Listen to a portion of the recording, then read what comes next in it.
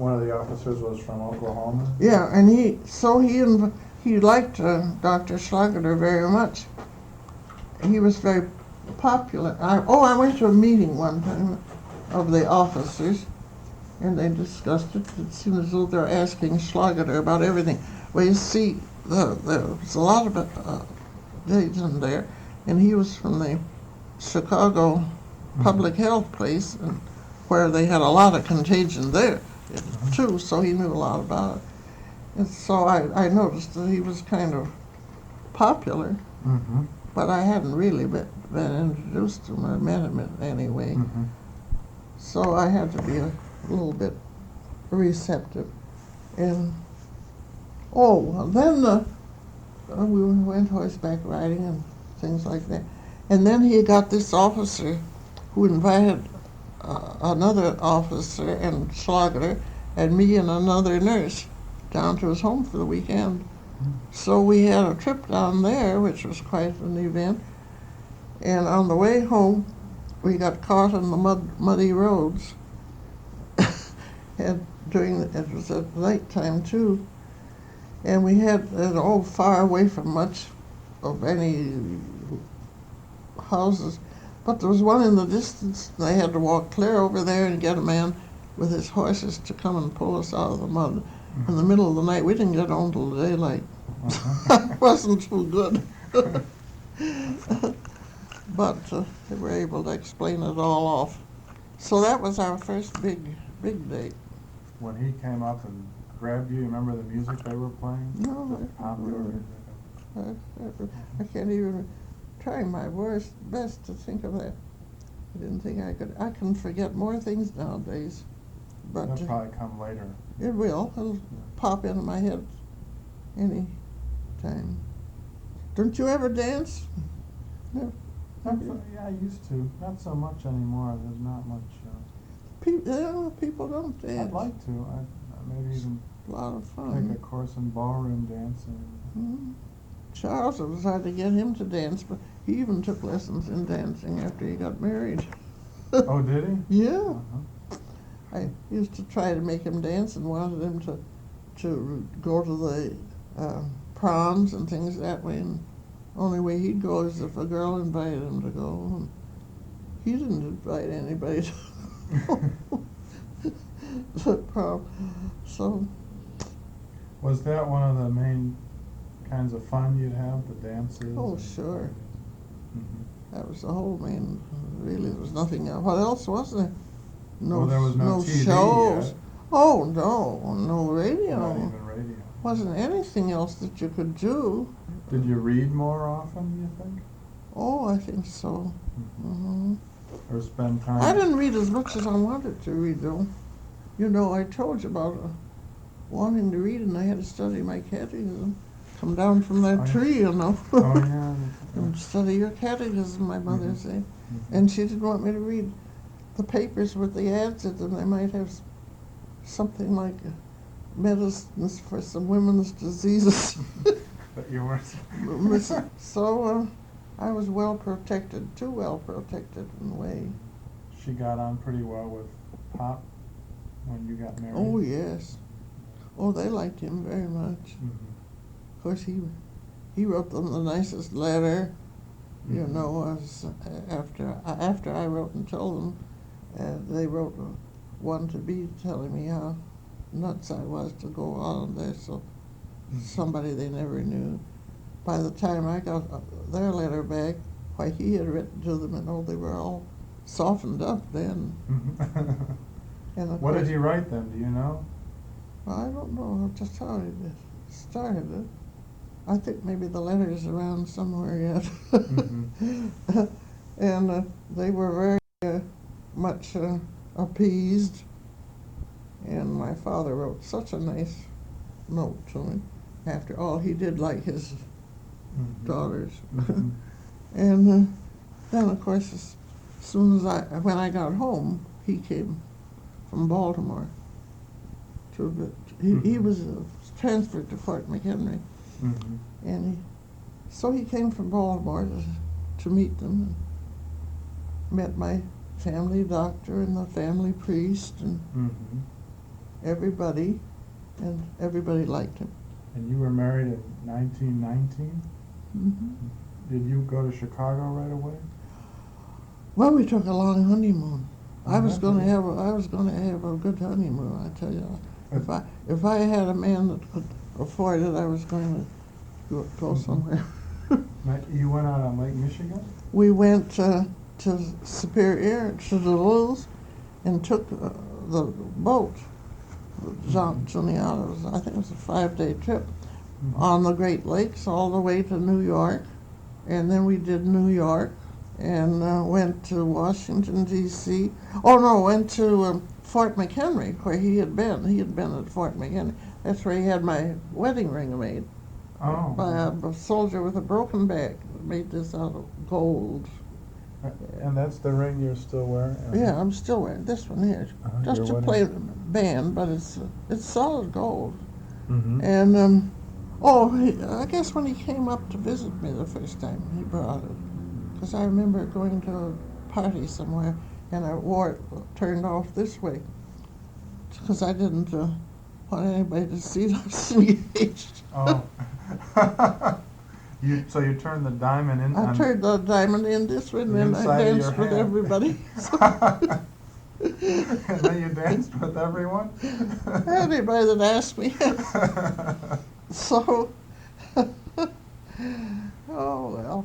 Anyhow, well, we had a great honeymoon, and then we went to Washington. Oh, we went to Fort McHenry, where he had been. Mm-hmm. He never went overseas. He thought he was going overseas, but of course the war ended. And then we went to Washington, D.C. So we had a round trip and ended back in Chicago. Did I go home? I think I went home. I think we went back to New Richmond. And then got all my things and came to Chicago. There's a picture I've seen of him. You may have it, or it's probably around here somewhere. I have a lot of pictures of it. He's standing in what looks like Central Park, New York. Yes. Would that be on your honeymoon? That's it. It was. Mm-hmm. It is Central Park. And we were on the boat to Juniata on the Great Lakes. So that was really a great trip. Was that popular back then to have a Boat steamship? trip. It was quite not many had it because it was kind of expensive. Mm-hmm. But I was, he was glad afterwards too. He said more than once, "Well, I'm so glad you made me do this or do what." He'd mentioned something I made him do. I'm glad you made me do it. Well, he might not think we should do it, but I'd want to do it. Well, if you want to do it, then we'll do it. Mm-hmm. Like going to a convention or maybe going on a trip. And then he'd be glad he did, because he enjoyed it. He was he wasn't used to any money. He worked very hard as a child and had rather an unhappy young life. Mm-hmm. So he had a better time after he got married. Well, anyhow, that all happened rather fast. So don't think that things. I went down the 21st September and he left before Thanksgiving, and before that we were engaged. So, did you expect you'd get married by then, or were you kind of surprised? Did I expect to get married when? At the time that you did get married, or were you sort of surprised that he asked you to get married, or? Well, I was kind of surprised to be courted so hard. Well, he went at it in a very businesslike way, I guess. Sort of determined? Determined, and laid out all what he had to say, and told me as much about himself as he could, and about his life and family. But they were very poor. What's that story about his mother and the recipes? Oh, that's kind of cute. Well, she had Did you know? You met her? No, she had died during the first year bit of the war. Mm-hmm. He took care of her. She died of cancer of the throat, and he said she never knew she had it. Oh. And he took care of her and made the living. I think he had to support his sister because she was hard up too, and his brother was crippled, and he had to have care. And his older sister joined the nuns, and she died of pneumonia. See, they all eventually had TB in some form or another. So, what was it you asked me? Anyhow. About the story about his mother. Oh, where they wanted her to cook more Mm-hmm. American food. Mm-hmm. And she said, well, she didn't know how to cook American food. Mm-hmm. And they said, well, get a cookbook, Mother. She said, cookbook. What does it tell you? Take 6 eggs, take a pound of butter, take a pound of sugar. But nowhere does it tell you where to take it from. That's very cute. Wow. Oh, he used to rave about his mother. He said she was wonderful. He was very good to her. And to his brother, too. I'll tell you Of course, what. when I got married, that kind of took the props out from the brother and the sister, too. Mm. You know. I'm sure that he was, I think he was supporting the brother. And his brother was an artist. And could do, well, you know, he made all those nice dishes and he painted pictures and Mm-hmm. that, but he never had any steady job. Then his brother had, I don't know, he married some girl that was after we were married, and he was off on his own. Mm-hmm. He got married, and I don't think it was very successful. Anyhow, they were in California when he died, and that was a blow. He seemed to have been a little troubled, that brother, in some ways. He was a very nice, I never heard of him having any particular job, but he could paint, Mm-hmm. and he could collect the paintings, and he do nice ceramics work and things like that, but that wasn't making much money. And his sister was married to a barber, an Italian barber, and they didn't have much of anything either, so. And his mother was sick, and she died. And so then he joined the army, went on his own. Then I guess he decided he wanted his own hope. Mm-hmm. Now, your mother was real religious, wasn't Yes. she? She'd make you go to mass and Oh, she'd make you go to mass and say your prayers morning and evening, and she was a good disciplinarian. Did she believe in, heaven and hell and everything? Oh, yes. I don't know, but although the priest that attended her in her last years when she was getting older, maybe she's like I am, began to ask too many questions. And I was talking to him one time, and he said, yes, your mother is pretty sharp. He says, she asks me some questions sometimes that are hard to answer. So she had her little doubts, too. She taught what we were supposed to know, with her tongue in her cheek, I think. What are some of the questions you have now? Do you ask this priest here about the theological questions? No, I haven't. I was supposed to have an interview with him sometime, but somehow I never got around. I didn't know how to start with him, really, because I never talked to a priest before, and just religious persons like your grandmother, or people that were highly religious. I wondered how Christ improved the earth.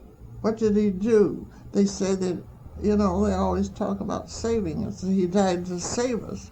If I ever get to talk to him intimately or closely, I'd like to discuss that with him. That there's no real dramatic change. No, I don't see it. They still do just as wicked things now as they did then. They kill people, they lie, they are immoral, and in the old Jewish, as I read about the Jewish religion, I had a book here that was written by Mary Ellen Chase, who was a good writer, and the Jewish religion was a very good religion. They taught good things too. So I guess maybe I'm a deist now. About down to that. I don't see any reason for having so many different religions or being so set on your own. Now I can see this place is supposed to be done ecumenical, but I certainly feel a great Methodist aura around here. Oh. They lean towards Methodist people for some reason. I don't know what they believe that's so much better, but they'll say, "Oh, she knew." We have quite a few residents here, and you meet one of them, and Lou Ollie, you know, is a strong Methodist, Yeah. and they'll say that they go to her church. Now we had a nice hairdresser here that we all like very much. All at once, she gets a letter that she's to be out the 1st of February for different. Well, she doesn't have a lease for one thing, and we understand that the Admiral evidently was an old Methodist place too. The Admiral, you know where that's? Yeah, that's down the in street. Chicago. It's a nursing home, a good one, but evidently that was. See, the Methodists ran those places, and they kind of went haywire here a few years ago when this place changed. So now we understand that this hairdresser that's at the Admiral is to be brought here, and that she will be the one that will take over. Oh. And this new minister is a Methodist. So, you know, we begin to feel there's a little bias. And our Porter himself, I understand, is a Methodist. And I suppose his wife is too. I think he's a very good administrator, but he certainly he's not at all close or very intimate. He doesn't. He appoints people to do the work the way he wants it done, and that's it.